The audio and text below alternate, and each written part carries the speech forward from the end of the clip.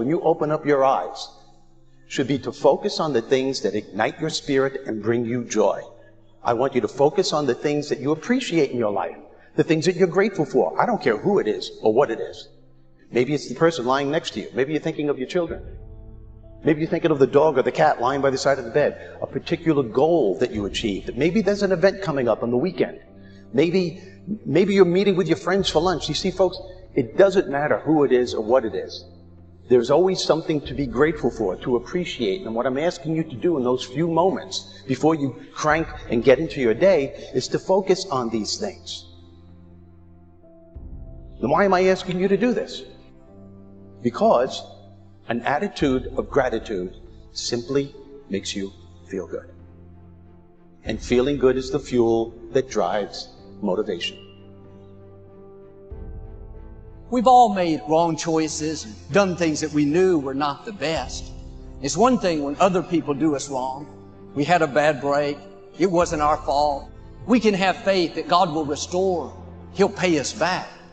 But when we bring the trouble on ourselves, when we blow it, it's easy to live in regrets, thinking that God's not going to help us. We made the mess.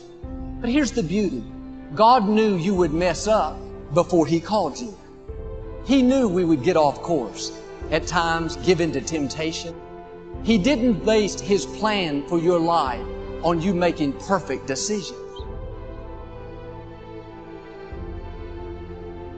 And most people, when they have a thought, they just think that that's the truth. And I think one of my greatest realizations in my own journey was just because you have a thought doesn't necessarily mean it's true. So if you think 60 to 70,000 thoughts in one day, and we do, and 90% of those thoughts are the same thoughts as the day before, and you believe that your thoughts have something to do with your destiny, your life's not going to change very much, because the same thought leads to the same choice leads to the same behavior creates the same experience, and the same experience produces the same emotion.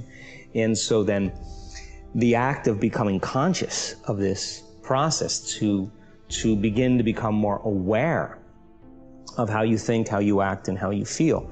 It's called metacognition. And so then, why is that important? Because the more conscious you become of those unconscious states of mind and body, the less likely you're going to go unconscious during the day. And that thought is not going to slip by your awareness unchecked, because it means to know thyself. And the word meditation means to become familiar with. So as you become familiar with the thoughts, the behaviors, and the emotions of the old self, you're retiring that old self. As you fire and wire new thoughts and condition the body into a new emotional state, if you do that enough times, it'll begin to become familiar to you. You don't know what you need in your life until you figure out who you are. And so I find too many people rush into relationships without really recognizing and being fully aware of what they need from a relationship. So it all comes back to how aware are you? How much understanding do you have of yourself and what you need and what you want? That's my best advice for a relationship in like a minute. And then the third question I mostly get asked is, Jay, what do you read? Like, what are your favorite books? Because it seems you read a lot. What are your top 3 books? They're not groundbreaking in the sense that people may not be like, oh my God, that's the best book I've ever read. For me, they changed my life. So that's where I'm coming at it point from. I love Start With Why by Simon Sinek. And not because I applied it to businesses, because I applied it to my life. And even today, I'm constantly refining my why. That's all I do every day. My deepest morning routine and practice is to refine why I do what I do. It's so easy for me to now do it for money. It's so easy for me to now do it for followers. It's so easy for me to now do it for fame. And every day I have to refine that, because I know, having lived as a monk and what I practice, that if those become what I want, then I'll forget who I need to be. So my daily practice, my daily routine is refining my intention, which in modern language is why. So for me, Simon's book helped me do that. The moment you decide to do something differently, get ready, because it's going to feel uncomfortable. It's going to feel unfamiliar. There's going to be some uncertainty. You're not going to be able to predict the next moment. That means you've left your known biology and you're stepping into the unknown. Theoretically, that sounds great, but if the body has been conditioned into a familiar feeling that's in the known, the moment you take it outside the familiarity, it wants to go back to where it's comfortable. So the body starts influencing the mind, and this is where people say, why don't you start your diet tomorrow? Oh, why don't you start working out this evening? You're really never going to change. You're too tired. You have a headache. This doesn't feel right.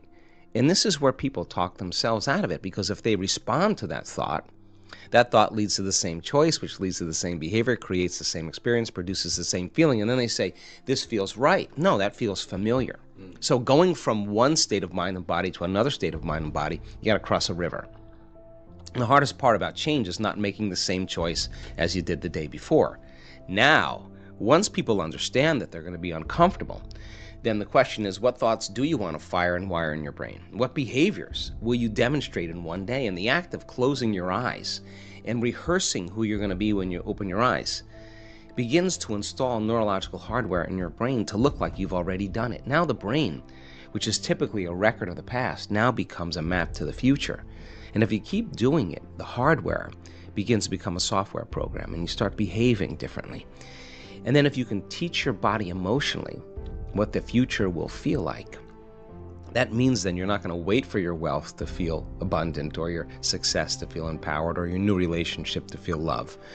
In fact, the moment you start feeling abundant, you're generating wealth. The moment you start embracing empowerment, you're stepping towards your success. The moment you're in love with yourself and you're in love with life, you start creating equals.